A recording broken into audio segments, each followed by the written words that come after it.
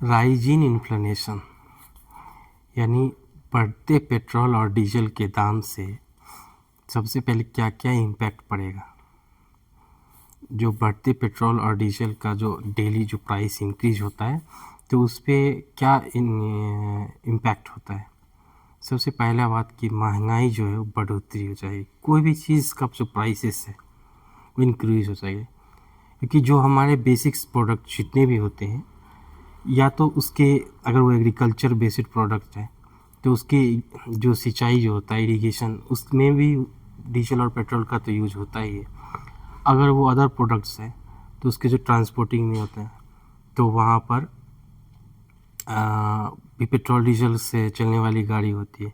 तो जनरली जब क्या होता है कि जब 5 पैसा 10 पैसा या 20 पैसा या 30 पैसा इस तरह का जो इंक्रीजमेंट होता है तो उस पर ज़्यादा पता नहीं चलता है। लेकिन जब अब 3 रुपीज़ 4 रुपीज़ जैसे पिछले काफ़ी दिनों से हो रहा है कि वो इंक्रीज हो जाता है, चूँकि OMC जो वर्ल्ड की कंपनियां हैं वहाँ पर प्राइसेस इंक्रीज हो रहे हैं, तो वहाँ पे इंक्रीज होने से काफ़ी ज़्यादा इंक्रीज हाइक आ रहा है।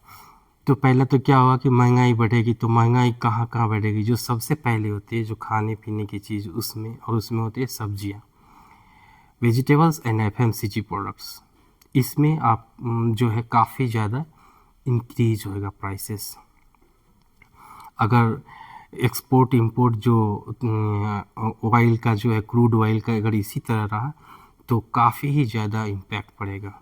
दूसरा, जो हमारे रोज़मर्रा के सामान है यानी एवरीडे जो डेली नीड्स हैं उसका तो उस पर भी पड़ेगा, क्योंकि उसका जो डिलीवरी कॉस्ट है जो मैक्सिमम, चूँकि एक चीज़ में यहाँ पे मेन इम्पॉर्टेंट है कि जो 70% जो ढुलाई का काम होता है यानी ट्रांसपोर्टिंग का जो काम होता है वह डीजल और पेट्रोल बेस्ड या CNG बेस्ड यानी क्रूड ऑयल बेस्ड ही है। तो जैसे ही क्रूड ऑयल का प्रति बैरल जब प्राइस बढ़ेगा तो ये भी प्राइस इंक्रीज ही हो जाएगा। तो वो डेली यूजेस नीड के जो प्रोडक्ट हैं वो भी बढ़ जाएंगे।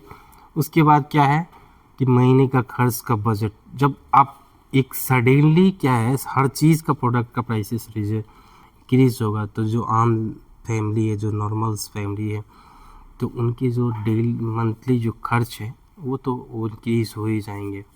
उसके बाद है कि जो कमर्शियल ट्रांसपोर्ट है, जो कमर्शियल ट्रांसपोर्ट है वो काफ़ी महंगा हो जाएगा। कमर्शियल ट्रांसपोर्ट या फिर आप जो ट्रैवलिंग के लिए जो ट्रांसपोर्ट यूज़ कर रहे हैं तो वो सारे ट्रांसपोर्ट महंगा हो जाएगा। और क्या होता है कि जब प्राइसेस इंक्रीज हो जाते हैं तो बहुत सारे ट्रांसपोर्टेशन जो है वो कंपनियां जो है वो प्रयास करती है कि जो ट्रांसपोर्टेशन या तो कम किया जाए या कंट्रोल किया जाए।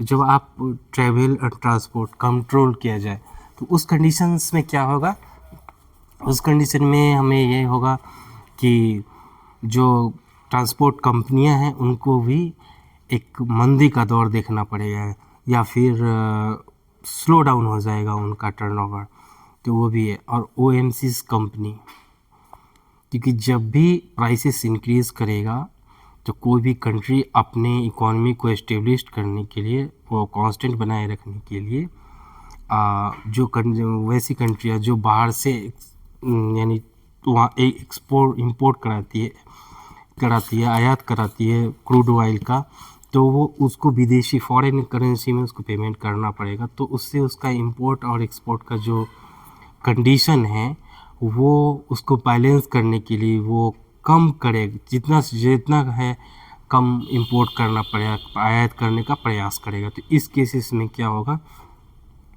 कि जो ऑयल कंपनियां हैं उनको टर्नओवर पे काफ़ी इम्पैक्ट पड़ेगी, क्योंकि जैसे ही अगर महंगा होगा, अब यह महंगा होने का मतलब 1 रुपया 2 रुपये की बात नहीं है। अगर मार्केट में वर्ल्ड में कभी ऐसी कंडीशन बनती है किसी भी कारण से, चाहे वो वार का कारण हो, चाहे मंदा का कारण हो, चाहे रूट ब्लॉकेज का, तो अगर वो 5 रुपये 10 रुपये या इससे भी कहीं ज़्यादा जो कभी कभी अनुमान लगाया जाता है अगर वो इंक्रीज करता है तो उस कंडीशन में ऑयल कंपनियों का काफ़ी ज़्यादा इम्पैक्ट पड़ेगा।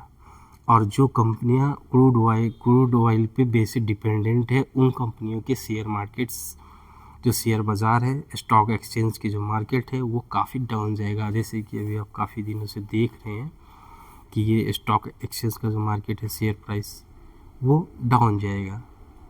तो पूरी इकॉनमी जो है इसी पे बेस्ड होती है।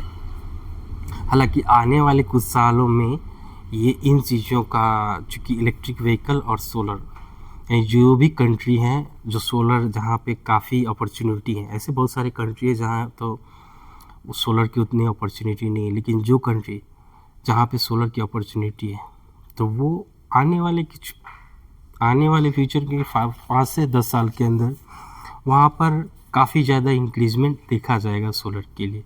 जब सोलर वो अपने खुद पैनल्स उनके पास होंगे, जब तो उस टाइम पे इस तरह के एक्सपोर्ट इंपोर्ट या ऑयल से कोई मंदगी या कोई समस्या उस समय में नहीं आ सकती है। लेकिन जब डिपेंडेंट है, तब तो मार्केट की कंडीशन ऐसी बन जाती है कि क्रूड ऑयल पे डिपेंडेंट है, तो फिर और उस समय में सप्लाई अगर प्रॉपर ना मिल पा रहा हो, प्राइस तभी इंक्रीज करता है या घटता पड़ता है जब सप्लाई और डिमांड ये दोनों प्रॉपर बैलेंस नहीं रहेगा, तो या तो बढ़ेगा नहीं तो घटेगा। तो ये एक दूसरे का मतलब कॉरस्पॉन्डेंस है। तो इस तरह से जो है अभी आप देख रहे हैं कि जो प्राइसेस इंक्रीज हो रहा है, तो हर चीज़ का जो है प्राइसेस वो इंक्रीज धीरे धीरे वो करते जाएगा। लेकिन जैसे ही ये सप्लाईज बराबर हो जाएंगे, तो फिर जो नॉर्मल प्राइसेस हैं, जो नॉर्मल रूट प्राइसेस है, वो उस पर फिर से वो वापस आ जाएगा।